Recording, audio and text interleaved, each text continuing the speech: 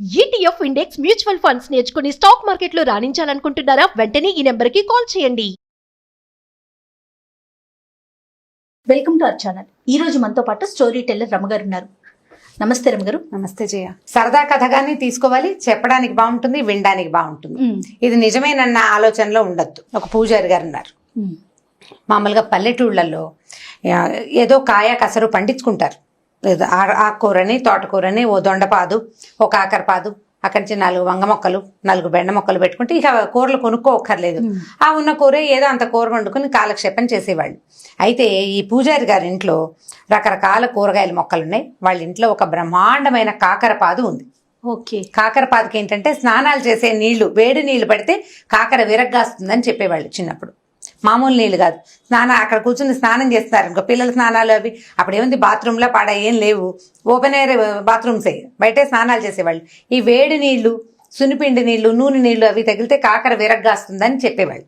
అయితే వాళ్ళ తోటలో కాకర చెట్టు విపరీతంగా కాసేది, బోల్డ్ కాయలు. ఈ పూజారి గారికి ఓ 2-3 పిల్లలు ఉన్నారు. ఓ కొడుక్కి పెళ్ళయింది. చిన్నపిల్లలు ఏదో చదువుకునే వాళ్ళు. ఈ పెళ్ళి అయితే కోడలు కొత్తగా వచ్చింది. దానికి కాకరకాయ కూర మహా ఇష్టం. వీళ్ళింట్లో కూడా కాకరపాదు ఉంది. ఇంట్లో అందరికీ కాకరకాయ కూర ఇష్టం. అయితే అత్తగారు ఏం చేసేది, కాకరకాయ పులుసు కూర చేసేది. ఈ అమ్మాయికి వేపుడు ఇష్టం. వేపుడు చేసుకుందామంటే ఆ వేపుడు ఎందుకు, బోల్డ్ నూనె, అంత నూనెకి వేసుకోవడం తినడానికి మనం ఏమైనా గొప్పవాళ్ళమా? పులుసు కూరకైతే అంత తిరగమాత పెడితే సరిపోతుంది, తీయగా పుల్ల బెల్లం పెడితే పిల్లలు తినేస్తారని ఆవిడ ససేమిరా వేపుడు చేసేది కాదు. పోనీ మీరు పులుసు కూర చేసుకోండి, నేను వేపుడు చేసుకుంటానంటే 2 కూరలు వండుకునేంత గొప్పవాళ్ళమా అని ఆవిడ తిట్టేది. దాంతో ఎంతసేపు కాకరకాయ కూర చూసినప్పుడల్లా దీనికి వేపుడు మనసులో మెదులుతుండేది. ఈ పిల్లకి అత్తగారు ఒప్పుకునేది కాదు. ఏం అత్తగారండి? ఆవిడ ఒక అత్తగారు, మరి పాతకాలం అత్తగారు. అక్కడి నుంచి ఏమైంది, కొన్ని రోజులు ఇలా గడిచాక ఓ రోజు ఏదో కూరండు తిన్నారు. మర్నాడు పొద్దున్నే ఇంట్లో ఉన్న చిన్నపిల్లలు ఏమో బళ్ళోకి వెళ్ళిపోయారు. అత్తగారికి పక్క ఊరు నుంచి కబురు వచ్చింది. వాళ్ళ అక్కయ్య కూతురు కానీ ఎందుకు సిద్ధంగా ఉంది, కాస్త తోడు రావాలి అని అడిగారు. అడిగేసరికల్లా మామగారు అన్నాడు, నువ్వు అబ్బాయి వెళ్ళండి అని చెప్పారు. చెప్పేసరికల్లా ఆ మామగారేమో ఆయన ఏదో పౌరోహిత్యం చేసుకోవడానికి ఊరి మీదకి వెళ్ళిపోయాడు. భర్త అత్తగారు ఇద్దరు కలిసి పక్క ఊరు పురుడు పోయటానికి వెళ్ళిపోయారు. ఈ పిల్ల ఒక్కతే ఉంది. సరే ఆవిడ ఏమంది, పొద్దున ఏదో వండాను కదా వంట, అన్నం తినేసేయి, ఆ పశువుల దగ్గర బాగు చేయి, ఏవో 10 రకాల పనులు, మామూలుగా ఇంట్లో ఉండే ఆడపిల్లలకు అప్పచెప్పే 10 రకాల పనులు అప్పచెప్పింది. మధ్యాహ్నం అయ్యేసరికి పురుడెళ్ళగానే నేను వచ్చేస్తాను, సాయంకాలం ఆవుకు పాలు తీయాలి, ఈ కథ ఏదో చెప్పి వెళ్ళిపోయింది. ఈ పిల్ల ఏం చేసింది, 4 పనులు సవరించుకున్నాక అన్నం పెట్టుకుందామని అనుకుంది. ఆకలిస్తుంది, అన్నం తిందామని. అప్పుడు దానికి తట్టింది, ఎవరు లేరు, ఎంచక్కా 2 కాకరకాయలు కోసుకుని వేయించుకుంటే బాగుంటుందని చూసింది. చెట్టు మీద చూస్తే బోల్డ్ సేపు వెతికితే గానీ కాయలు కనపడలా. ముందు రోజు కోసేసుకున్నారు, పక్కింటి వాళ్ళకి వీళ్ళకి పనిచేసి ఉంటారు. అక్కడి నుంచి ఒక లోపలగా మూలకి ఒక 4 అంటే 4 నవనవలాడుతున్న లేత కాకరకాయలు కనపడ్డాయి.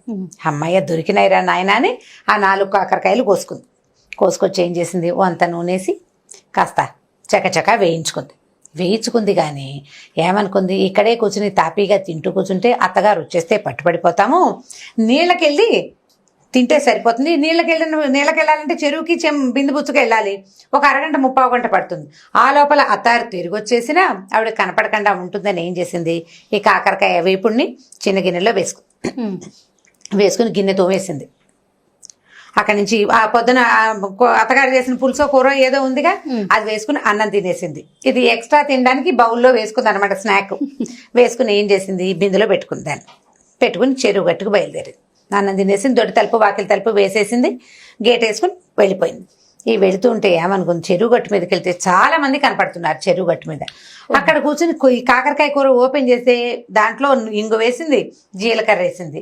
అదేమో మూత తీసేసరికల్లా వాసన వస్తుంది కదా, వేపుడు గుమగుమలాడుతూ వాసన రాదు, వాసన వస్తుంది. ఎవరైనా అర్థమవుతుంది. రెండోది నేను తింటున్నట్టు చూస్తారు. ఓ పని చేద్దామని ఈ చెరువు గట్టుకి కొద్దిగా యువతలుగా ఒక కాళిక అమ్మవారి దేవాలయం ఉంది. ఆ ఊళ్ళో చిన్న గుడి. వీళ్ళ మామగారు కూడా అక్కడ అర్చన చేస్తాడు, అంటే ఆ గ్రామ దేవత అనమాట కాళికమ్మ. అయితే ఏం చేసింది, అదే పెద్ద గుడి ఏం కాదు, అది చిన్న గుడి. కొద్దిగా తలుపు జారేసుకుని లోపల కూర్చోవచ్చు అమ్మవారు ఎదురుకుండా. ఇదేం చేసింది, తలుపు అలా అగ్గతోసి పిల్ల లోపలికి వెళ్ళి కూర్చుని బిందెలో నుంచి గిన్నె తీసింది, ఒక్క ముక్క ఎగరేసి నోట్లో వేసుకుంటే కాళికాదేవి చూస్తుంది. ఏమిటి ఇది ఎవరు నా ఎదురుగుండా కూర్చొని తింటోందని చూస్తోంది. నేరుగా చూస్తుంటే ఈ పిల్ల చూసింది పైకెత్తి, నీకు పెట్టడానికి కాదులేవమ్మా నేనే తింటున్నాను అంది ఒక మాటకి. అనేసరికల్లా ఆవిడ మళ్ళీ చూస్తోంది పిల్లకేసి. ఇది తింటుంటే నీకు డ్రైగా ఉన్న ముక్కలు తినేసరికి మనకేమవుతుంది, గొట్టొచ్చి ఎక్కిళ్ళు వస్తాయి. వాటర్ అటు ఇటు చూసింది. చూసేసరికల్లా ఏమైంది, కూరలో నూనె తక్కువైంది, నూనె తక్కువగా ఉంది, అందుకే గొట్టొస్తుందని దీపారాధన పెడతారు కదా, ఆ దీపారాధన నువ్వుల నూనెని కొద్దిగా అలాగా ఒక చెంచాడు కూరలోకి పడేలాగా వంచి దీపారాధన అక్కడ పెట్టింది. కూర ముక్కలు కదిపింది ఇట్లా చిన్న గిన్నెని. ఆ గిన్నె కదిపి ఏం చేసింది, మళ్ళీ 4 ముక్కలు నోట్లో వేసుకుంది. ఈసారి నూనె కూడా తగిలేసరికల్లా సర్రమంది దాహంగా అనిపించేసింది, దానికి లోపల కారం వచ్చేసింది. ఏం చేసింది, అమ్మవారికి పొద్దున్న అర్చన కోసం పెట్టుకుంటా నీళ్లు ఉంటాయి కదా, ఆ నీళ్ళగా చెంబెత్తుకుని నీళ్లు తాగింది. ఆవిడ అదే పనిగా చూస్తూ పోస్తుంది. ఇందుంపదేగా గుళ్ళోకి వచ్చి ఎంగిలి వండిన పదార్థం పోనీ నాకు నైవేద్యం అన్నా కాదు, అది తినేస్తోంది. తినేస్తూ నా దీపారాధనలో నూనె పోసుకుంది, నా నీళ్ళే తాగేస్తోంది, గుడంతా ఎంగిలి చేస్తుంది. నా అని ఇలా ముక్కు మీద వేలేసుకుంది అమ్మవారు కాళికాదేవి. ఈ పిల్ల తినేసింది, దానికి తిండి గోలే కానీ ఈ అమ్మవారి గోల లేదు. తినేసి కబగబా లేచి బయటకు వెళ్ళిపోయింది, తలుపు దగ్గరగా వేసి. అమ్మవారిని చూడలేదు, ఆ పిల్ల చూసుకోవాలి, కోడలు వెళ్ళిపోయింది. చెరులోకి వెళ్ళింది, కామ్గా ఈ గిన్నె గడిగేసేసింది, మూత తుడుచుకుంది. కాసిన మా చెరువు నీళ్ళు గుక్కడి దాగి ఓ బిందె నీళ్లు ముంచుకుని హా లాలా అని పాట పాడుకుంటూ ఇంటికి చేరిపోయింది. చేరిన తర్వాత ఏమైంది, మీది మధ్యాహ్నం కదా, 12 గంటలకో 11:30కో సాయంకాలం అయింది. సాయంకాలం దీపారాధన చేయటానికి అర్చకుడు గుళ్ళోకి వెళ్ళేసరికల్లా అమ్మవారి ఇట్లా ముక్కు మీద వేలేసుకుని కనపడుతుంది. అయ్యో రామా, కాళికాదేవి ముక్కు మీద వేలేసుకుంది, ఏదో అపరాధం జరిగింది ఊళ్ళో అని గోల మొదలైంది. వీళ్ళింటి దాకా రాలేదు, ఊరంతా తెలిసింది. ఆ రోజులు ఏంటంటే పెందరాళ్ళే పడుకునేవాళ్ళు కదా, వాళ్ళల్లో వాళ్ళు చెప్పుకున్నారు, రేపు పొద్దున్నే చూడాలనుకున్నారు. తెల్లవారేసరికల్లా ఊరంతా పొక్కిపోయింది. అమ్మవారి ముక్కు మీద వేలేసుకుంది కాబట్టి ఇప్పుడు జాతర జరిపించి అక్కడ ఒక ఉంటాడు, మరిడయ్య అని ఒక ఆయన ఉంటాడు, లేదా గురవయ్య అని ఉంటాడు. ఆ గురవయ్య ఒంటి మీదకి వచ్చి ఏం జరిగిందో చెప్తుంది అమ్మవారు. ఈ అమ్మాయి అనుకుంది కొంప మునిగిపోయింది, నిన్న నేను కాకరకాయ కూర తింటా చూసిందో ఏమిటో, అందుకే ముక్కు మీద వేలేసుకుంది. ఇప్పుడు గురవయ్య ఒంటి మీదకి వచ్చింది అనుకో అమ్మవారు, నిజం చెప్పి ఫలానా పిల్ల ఫలానా పూజారి గారి కోడలు కాకరకాయ తిన్నది, ఎంగిల్ చేసింది, నీళ్లు తాగింది, దీపారాధన నూనెంతా వాడేసింది అని చెప్పేస్తే ముందు ఊళ్ళో పరుగు పోవటం పక్కన పెట్టి కాకరకాయ కూర వండుకు తిన్నందుకు అత్తగారు ఏమంటుందో అని భయపడి ఈ పిల్ల ఏం చేసింది, గబగబా బిందుచ్చుకుని మంచినీళ్ళకి వెళ్తున్నానని చెప్పి గుళ్ళోకి వచ్చింది.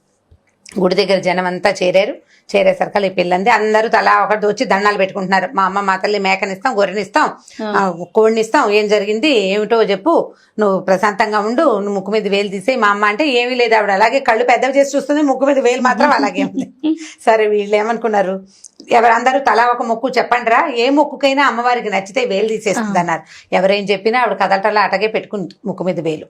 ఈ అమ్మాయి ఏం చేస్తుంది, నేను కూడా చెప్తా అంటే వీళ్ళేమనుకున్నారు, బ్రాహ్మణులు పూజారి గారి కోడలు బాగా మాటకారి చక్కగా చురుగ్గా ఉంటుంది, ఇదేదో చెప్తుందంటే మీరందరూ బయటకు వెళ్ళిపోండి, నేను అమ్మవారితో మాట్లాడతానంది. వెళ్ళి నుంచుంది ఎదురుకుండా. ఏమమ్మా, నేను కాకరకాయ కూర తింటే మాత్రం నువ్వు ముక్కు మీద వేలేసుకుంటావా? ఇప్పుడు వాడు ఎవడికో ఒంటి మీదకి వచ్చి చెబితే మా అత్త నన్ను బతకనిస్తుందా? నీ సొమ్మేం పోయింది, నువ్వు హాయిగానే ఉన్నావు, అత్తలేదు ఆడపడిచిపోరలేదు, నీకు అత్తగారు ఉంటే తెలిసేది, తీ ముక్కు మీద వేలంది. ముక్కు మీద వేలు తీసేయి. ఇప్పుడు నువ్వు చెప్పేవో గురవై ఒంటి మీదకి వచ్చి నువ్వు చెప్పేవా, నేను చచ్చానే, మా అత్తగారు నన్ను బతకనివ్వదు, నీకు అత్త లేదు ఆడపడుచు లేదు, నీకు ఎలా తెలుస్తుంది నా నొప్పి? నీకు కూడా ఒక కూర అంటే ఇష్టమయ్యి వాళ్ళు వండుకొని ఇవ్వకుండా చేస్తే అప్పుడు కదా నీకు తెలిసేది నొప్పి, తీ ముక్కు మీద వేలు నువ్వు అనేసరికల్లా ఆవిడ అలాగే చూస్తుంది, ముక్కు మీద వేలు తీల. ఇక ఈ పిల్ల కేకలేసింది, చెప్పింది, ఏం చెప్పినా ఆవిడ మాత్రం కళ్ళు అలాగే ఉనిమి చూస్తుంది, ముక్కు మీద వేలు మాత్రం తీట్ల. ఈ పిల్ల కొళ్ళు మండిపోయింది. ఏంటి నువ్వు, నీ గద్దరితనం ఏమిటమ్మా, నాకు అర్థం కాదు, నేను కూర వండుకు తింటాను తప్పైతే నువ్వు ముక్కు మీద వేలేసుకోవడం కూడా తప్పే. పాపం పిల్ల పుట్టింట్లో చక్కగా వేయించుకు తినేది, ఇక్కడ పులుసుకూర తినాల్సి వస్తుంది అన్న ఆలోచన లేదు చూడు, నువ్వేం తల్లివి, ఉండు నీ సంగతి చెప్తానని బిందె పట్టుకెళ్ళింది కదా, బిందెలో ఒక గుండ్రాయి పట్టుకెళ్ళింది ఇంట్లో ఇచ్చి. ఆ గుండ్రాయి ఎత్తింది, వేలు తీస్తావా, ముక్కు పచ్చడి చేయమన్నావా, తీ ముందు అనగానే ఆవిడేమనుకున్నా, దిందు పదక ఇది అంత పని ఇంత పని చేస్తుంది, ఎందుకంటే అది చేసిన పనే అలాంటిది. పైగా 2 మనుషులుంటే వాళ్ళందరినీ బయట నుంచోబెట్టి ఇలా పోట్లాడుతుందంటే ఇది ఆ పనైనా చేస్తుందని ముక్కు మీద వేలు తీసేసింది కామ్గా ఆవిడ. దీంతో పెట్టుకోకూడదు, సరేలే అత్తగారు పాపం కూర తినివ్వట్లేదు, ఏదో చేసుకుంది, దాని మాట కరెక్టే కదా అని ఆలోచించుకుని కాళికాదేవి ముక్కు మీద వేలు తీసి కామ్గా చేయి కిందకి పెట్టుకుంది. ఈవిడ అమ్మ ఏం చేసింది, తీసేసిందని అందరికీ చెప్పింది. అందరూ వచ్చి చూశారు. చూడంగానే అమ్మ పూజారి గారి కోడలు ఎంత భక్తురాలు, అమ్మవారితో నేరుగా మాట్లాడి ముక్కు మీద వేలు తీయించేసింది.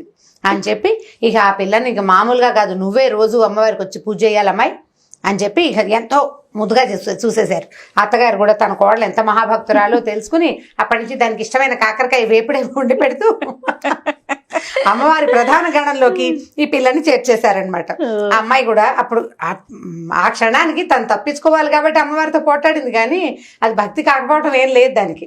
ఆ తర్వాత నుంచి అమ్మవారిని నిత్యం చక్కగా సేవించుకుంది. పూజారి కూడా బాగా, ఈ పిల్ల ఏముంది రోజు గుళ్ళోకి వచ్చి పూజ చేసే వాళ్ళకి సంపద ఆటోమేటిక్ గా వస్తుంది.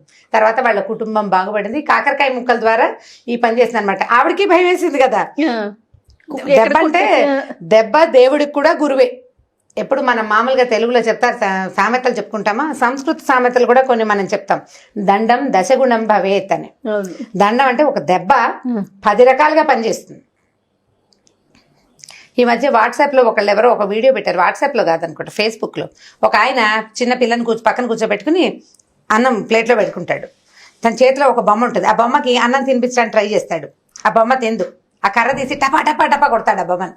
తర్వాత ముద్ద తీసి పిల్లకి పెడితే పిల్ల కిక్కురు మనకండా తినేస్తుంది. దాన్ని కొట్టాడు, నన్ను కొడతాడు అని అర్థమవుతుంది కదా. మనం ఒకళ్ళని కొడితే రెండో వాళ్ళు భయపడతారు కదా. కాబట్టి ఈ దండానికి ఎవరైనా బెదరవలసిందే. దయ్యం బెదిరే కథ కూడా ఇంకొకటి ఉంది, నెక్స్ట్ టైం చెప్తాను మీకు. చాలా బాగుంది రామ్ గారు, చాలా ఫన్నీగా ఉంది, చాలా ఇంట్రెస్టింగ్ గా ఉంది కూడా. ఎంత పాత కథ, నేను 3rd క్లాస్ ఏమో ఈ కథ చదివే నాటికి. ఈ కథ సగం మర్చిపోయాను నేను. ఈ మళ్ళీ ఎలా గుర్తుకొచ్చింది మీకు? మా అక్కయ్యని, మాకు అక్కయ్యలు లేరు, మాకు రన్నింగ్ లైబ్రరీస్, వాకింగ్ లైబ్రరీస్ ఉన్నాయి మా దగ్గర. నేను మా అక్కయ్య ఏమిటి, మా అక్కయ్యకి బాగా గుర్తులేదు, ఇద్దరం కలిసి 4-5 సార్లు చెప్పుకున్నాక స్ట్రైక్ అయింది అనమాట. దీన్ని వంకాయ కూర అని చెప్పే ఊళ్ళలో, కొన్ని ఊళ్ళలో వంకాయ కూరగా కూడా చెప్తారు. ఆ పేపర్ లో వచ్చింది మాత్రం కాకరకాయ వేపుడే అనమాట. కాకరకాయ వేపుడు. సూపర్. చాలా బాగుంది రామ్ గారు. ఇంకొక వీడియోతో మళ్ళీ కలుద్దాం. నమస్తే.